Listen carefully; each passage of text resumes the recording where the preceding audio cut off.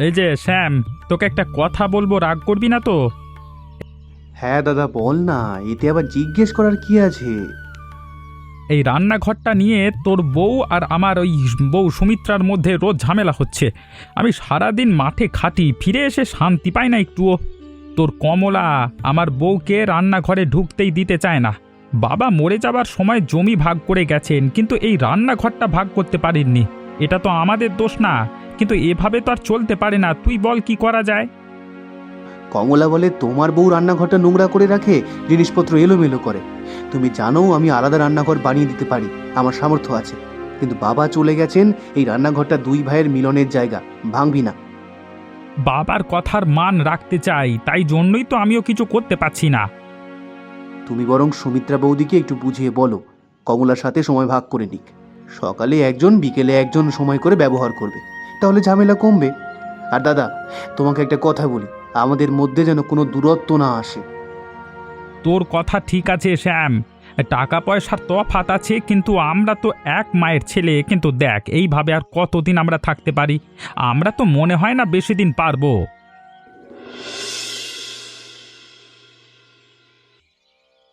আবার তুমি সকাল সকাল রান্নাঘর দখল করে বসেছো।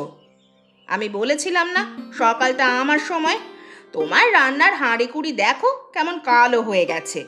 আমার ঝকঝকে রান্নাঘরে তোমার এই ভাঙা জিনিসপত্র দেখলে আমার গাটা একেবারে ঘিন ঘিন করে।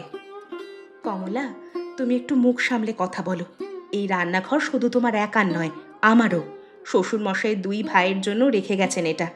আমরা গরিব হতে পারি, কিন্তু তাই বলে আমার অধিকার কম নয়। তুমি সারাদিন শহরে কেনা ঝলমলে জিনিসপত্র দিয়ে রান্নাঘর সাজাও, আর আমার ভাঙা হাঁড়ি দেখলে নাক সিটকাও। সেটা তো হতে পারে না। তোমার সংসারে তো কিচ্ছু নেই, তাই বলে আমার রান্নাঘরটাও নোংরা করবে?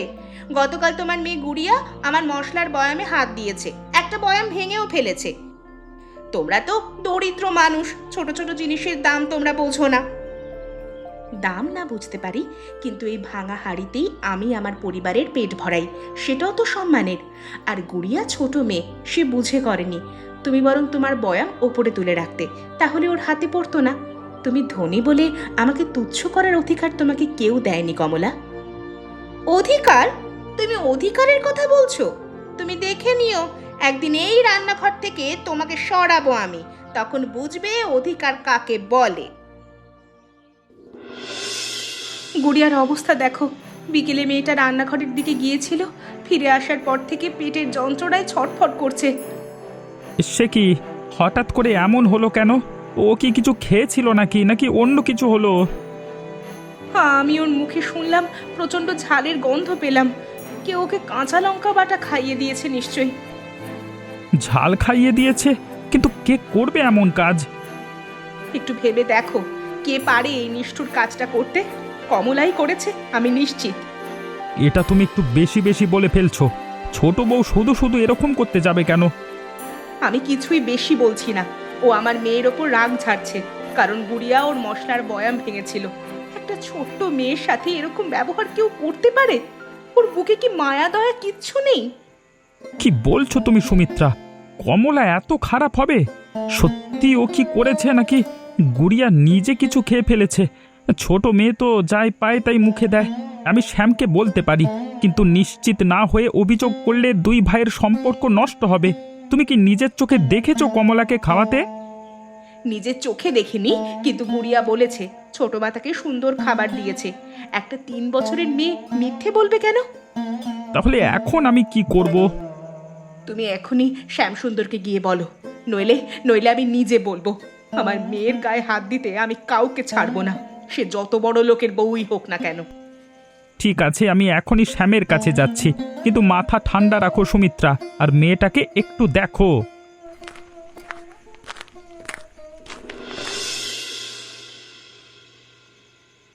শ্যাম, তোর সাথে আমার কথা আছে। আমি এতক্ষণ তো কাজ থেকে ফেরবার জন্য অপেক্ষা করছিলাম। ওরে বাবা, কাজ থেকে ফিরতে না ফিরতেই তোমার সাথে কথা বলতে হবে? কি কথা বলো শুনি। তোর বউ আমার 3 বছরের মেয়েকে কাঁচা লঙ্কা খাইয়ে দিয়েছে।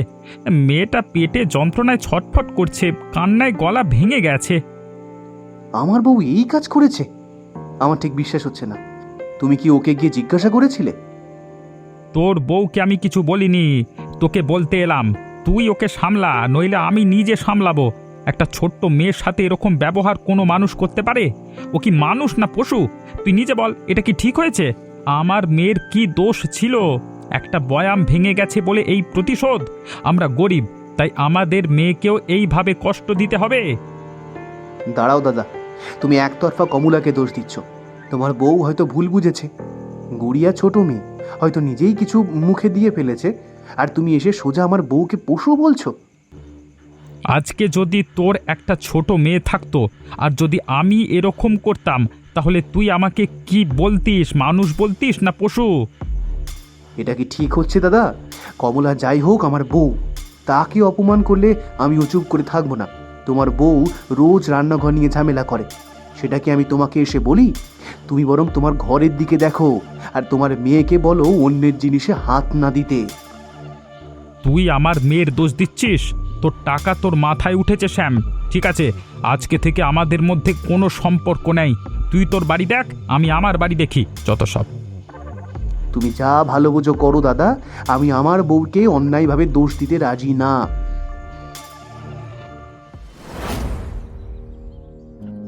আমার আমার ছেলে, আমার বিক্রম, কে মারলো আমার ছেলেকে? এই রান্নাঘরের পাশে আমার ছেলে মরে পড়ে আছে, কেউ কিছু দেখেনি, কেউ কিছু শোনেনি। আমরাও তো অবাক, সকালবেলায় উঠে দেখছি এইভাবে পড়ে আছে। এটা কার রান্নাঘর? কে এই রান্নাঘরের মালিক? আমি জানতে চাই কেন আমার ছেলে এখানে এসেছিল, কে তাকে ডেকে এনেছিল। কিন্তু জমিদার বাবু, ওনাকে তো মনে হচ্ছে সাপে কামড়েছে। কে কে ডেকে আনবে এখানে শুধু শুধু? আর কালকে রাতে বৃষ্টি হচ্ছিল প্রচণ্ড, সবাই ঘর বন্ধ করে ঘুমাচ্ছিলাম। সাপে কামড়েছে বলছো? কিন্তু এই রান্নাঘরের আশেপাশে এত ঝোপঝাড়, এত ময়লা আবর্জনা, সাপ আসবে না তো কি হবে? যার এই রান্নাঘর, সেই দায়ী আমার ছেলের মৃত্যুর জন্য। আমি তাকে ছাড়বো না, গ্রাম থেকে তাকে তাড়াবো। ঠাকুরদাস বাবু, আপনার দুঃখ বুঝতে পারছি, কিন্তু এই রান্নাঘরটা আমাদের দুই ভাইয়ের। বাবা রেখে গেছেন, ভাগ করা হয়নি। বিক্রমবাবু কেন এখানে এসেছিলেন রাত্রিবেলায় সেটা আমরা কেউ জানি না। চুপ করো, দোষ নেই। আমার ছেলে তোমাদের রান্নাঘরের পাশে মরে পড়ে আছে, আর তোমরা বলছো দোষ নেই। আমি বলছি এই রান্নাঘরের যে আসল মালিক, তাকে আমি গ্রাম থেকে উচ্ছেদ করব।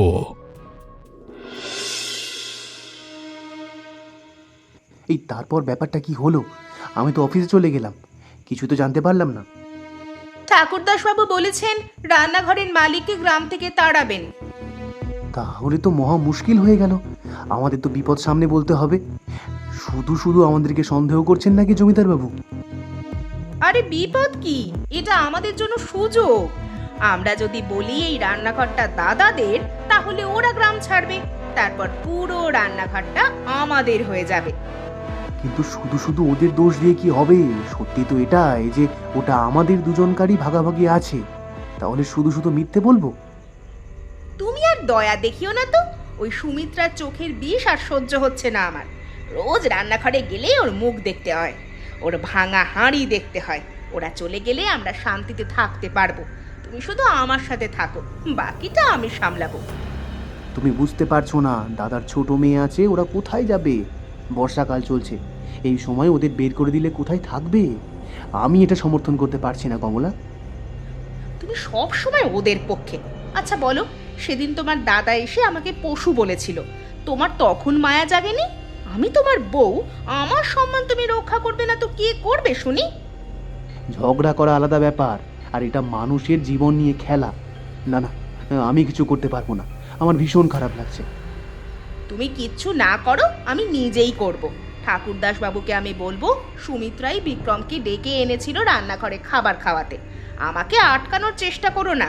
তোমার দাদা আমাকে অপমান করেছে না, তার শাস্তি এবার পাবে ও। কমলা, তুমি এমন করো না, এতে বিপদ হবে। বিপদ হবে ওদের, আমাদের নয়।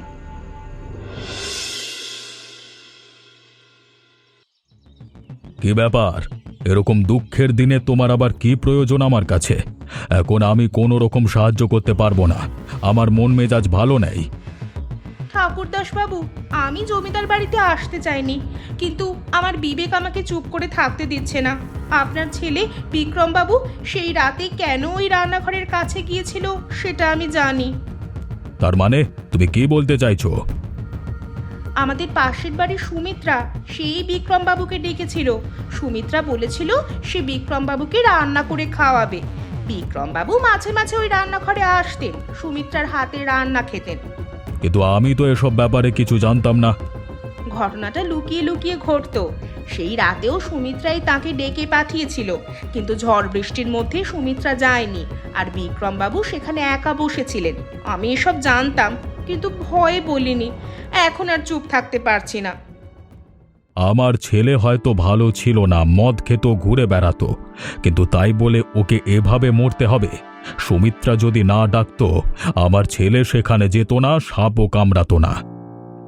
আপনি ওদের আর ওখানে রাখবেন না, যত তাড়াতাড়ি সম্ভব ওখান থেকে উচ্ছেদ করে দিন। আমি এখনই ওদের উচ্ছেদ করব। রামপ্রসাদের পুরো পরিবারকে গ্রাম থেকে বের করে দেব এই মুহূর্তে। আমি আপনাকে এসব বলেছি, আপনি যেন আবার বলতে যাবেন না, তাহলে কিন্তু আমার নামে দোষ দিয়ে আমার অপমান করবে। কোনো চিন্তা করতে হবে না তোমাকে। তুমি যে আমার এত বড় উপকার করেছো এটাই অনেক। এর পরের কাজ আমার। দয়া করুন বাবু, দয়া করুন। আমার একমাত্র মেয়েকে নিয়ে বৃষ্টির সময় কোথায় যাব বাবু? আমাদের দিকটা একবার ভেবে দেখুন। আমি কোনো কথা শুনতে চাই না। শেষবার বললাম চলে যাও, না হলে কিন্তু আমার থেকে খারাপ কেউ হবে না। তোরাই ষড়যন্ত্র করে আমার ছেলেকে হত্যা করেছিস। আমি এত সহজে তোকে ছেড়ে দেব না। কোথায় যাব আমরা? এই বর্ষায়, এই ঝড়ে ছোট্ট মেয়েটাকে নিয়ে কোথায় যাব বলো? আমি বিক্রম বাবুকে ডাকিনি, আমি সত্যি বলছি। কে এই মিথ্যে কথা বলেছে ঠাকুরদাস বাবুকে? সুমিত্রা, আমি জানি তুমি নির্দোষ, তোমাকে আমি চিনি, তুমি এসব করতে পারো না, কিন্তু তোমার নামে বাবুকে সব উল্টোপাল্টা কথা কে বলল? কমলাই করেছে, আমি জানি। সেই আমাকে ফাঁসিয়েছে। আমাকে এই বাড়ি থেকে সরানোর জন্য সে যে কোনো কিছু করতে পারে। কিন্তু তোমার ভাই, সেও কি চুপ করে দেখছে? সেও কি জানে তোমার নিজের ভাই তোমাকে বাঁচাতে এলো না? এখন তর্ক করবার সময় নয়, আগে গুড়িয়াকে কোথাও নিরাপদে রাখতে হবে। বৃষ্টি বাড়ছে, নদীর জল উঠছে। চলো, গ্রামের বাইরে ওই বড় বটগাছটা আছে, সেখানেই আশ্রয় নিই। গাছের ওপর আশ্রয় নেবে? যদি ভেঙে পড়ে যায় তাহলে কি হবে? গাছটা মজবুত, শতবর্ষী গাছ, উঁচুতে ডালে মাচান বানানো যাবে। বন্যার জল সেখানে পৌঁছাবে না। আমি আগেও দেখেছি বন্যার সময় গ্রামের লোক ওই গাছে আশ্রয় নেয়। চলো চলো, দেরি করো না, চলো। চলো, ওপরওয়ালা সব দেখছেন। একদিন নিশ্চয়ই সত্য প্রকাশ পাবে। ওপরওয়ালা সব কিছু ঠিক করে দেবেন। সুমিত্রা, তুমি গাছের উপরেও রান্না করতে পারো, এটা দেখে আমি অবাক হয়ে যাচ্ছি। বাহবা দেওয়ার সময় নয় এখন। বন্যার জল বাড়ছে, গতকালের চেয়ে আজ আরো ওপরে উঠেছে। গ্রামের দিকে তাকিয়ে দেখো, কত বাড়ি ডুবে গেছে। নিচে সব জল, চারিদিকে জল। গুড়িয়া ঘুমিয়ে পড়েছে, ওর জ্বরটা কমেছে একটু। তুমি সেই ওষুধি পাতা দিয়েছিলে, তাতে কাজ হয়েছে মনে হচ্ছে। তোমার মতো বউ পেয়ে আমি ধন্য সুমিত্রা, সত্যি বলছি। কিন্তু এদিকের যা অবস্থা, শ্যামসুন্দরদের বাড়িটাও তো নিচু জায়গায়, ওদের কি হবে? কমলা আমার সাথে অন্যায় করেছে, কিন্তু আমি ওর ক্ষতি চাই না। ওরাও তো মানুষ।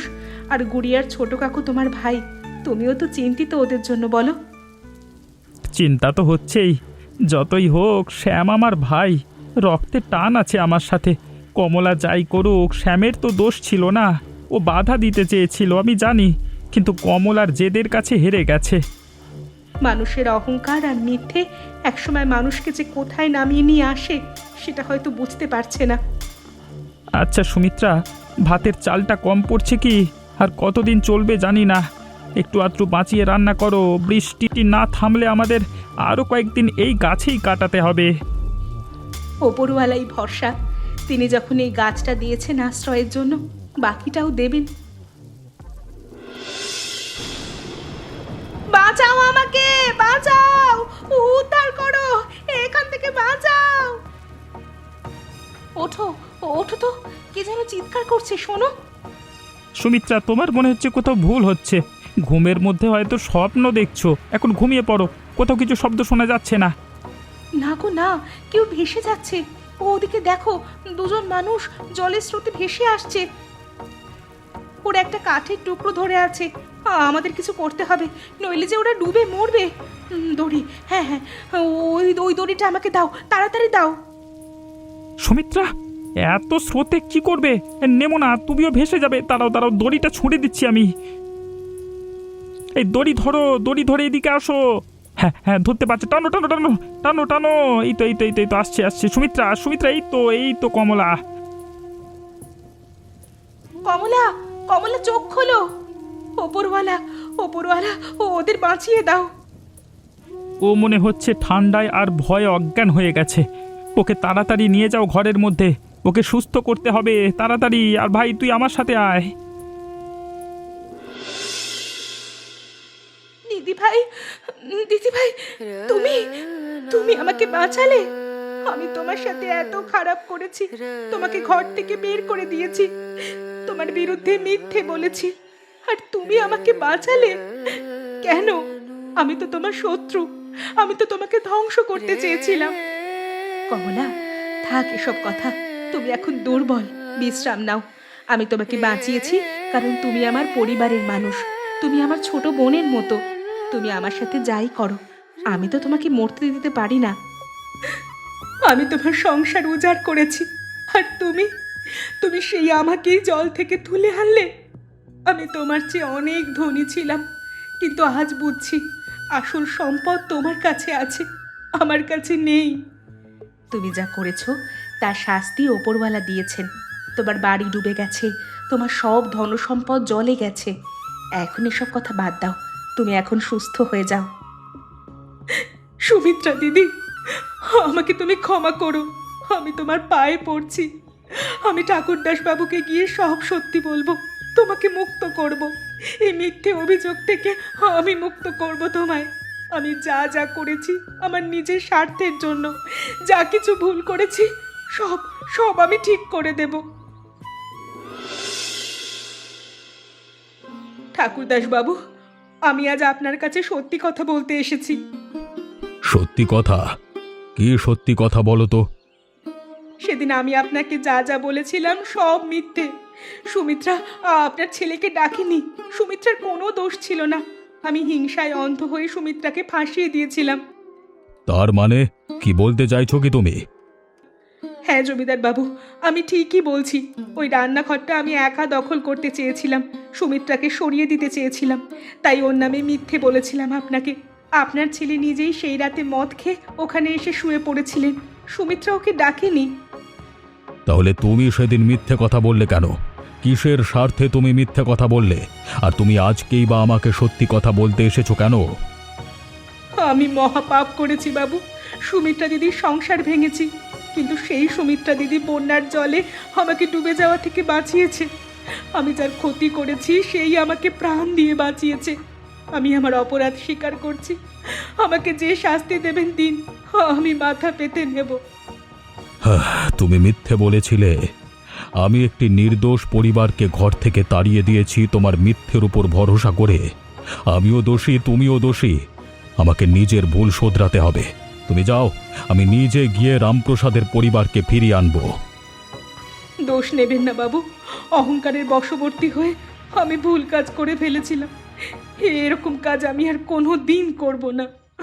আমাকে ক্ষমা করে দেবেন বাবু, ক্ষমা করে দেবেন।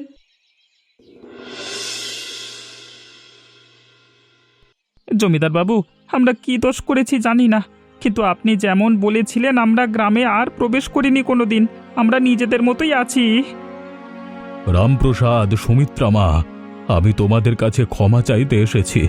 আমি একটি মিথ্যে কথায় বিশ্বাস করে তোমাদের গ্রাম থেকে বের করে দিয়েছিলাম। আপনি কি বলছেন বাবু? আপনি আমাদের থেকে অনেক উচ্চ বংশীয়, আপনি শুধু শুধু আমাদের কাছে ক্ষমা চাইবেন না? না না না না না না, শুধু শুধু না। আমার ছেলে বিক্রম কুলাঙ্গার ছিল, সেটা আমি স্বীকার করছি সবার সামনে। সে মদ খেয়ে নিজেই ওখানে গিয়ে শুয়ে পড়েছিল। তার মৃত্যুতে তোমাদের কোনো দোষ নেই।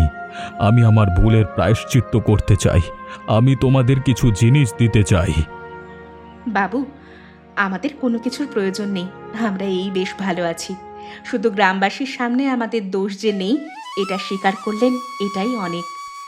শোনো, আমার উত্তরাধিকার কেউ নেই। আমার জমিদারির একটা অংশ 10 বিঘে জমি আমি তোমাদের নামে লিখে দিচ্ছি। তোমরা নতুন করে বাড়ি বানাও, নতুন করে সংসার শুরু করো।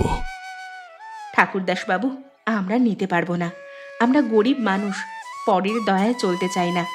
শুধু আমাদের গ্রামে ফিরতে চাই, সেটাই যথেষ্ট। আমার ঘর বাড়ি ডুবে গেছে, নতুন করে গড়ে নেব নিজেদের পরিশ্রমে। তুমি না বললে আমি শুনবো না। আজকে কমলা যদি আমার কানে বিষ না ঢালতো আমার চরম দুঃখের সময়, তাহলে হয়তো আমি এমন সিদ্ধান্ত কোনো দিন নিতাম না। আর কমলাকে আমি ক্ষমা করে দিয়েছি। ও আমার পরিবারেরই মানুষ। একা একা কেউ বাঁচতে পারে না, পরিবার থাকলেই মানুষ বাঁচে। আজকে বন্যার জলে সেই রান্নাঘর ভেসে গিয়েছে। অতএব যে জিনিস নিয়ে ঝগড়া ছিল সেটা আর হবে না। জমিটা রাখো মা, আমার ছেলে নেই, কাকে দেব? তোমরাই আমার সন্তান। আমি সমস্ত কিছু ছেড়ে দিয়ে সন্ন্যাসী হয়ে যাব। এই জীবনে দুঃখ কষ্ট ছাড়া আর কিচ্ছু পাবো না। বাকি জীবনটা একাই থাকবো সন্ন্যাসী হয়ে। এমনই মজার মজার গল্প দেখতে চাইলে আমাদের চ্যানেলটিকে সাবস্ক্রাইব করতে ভুলবেন না।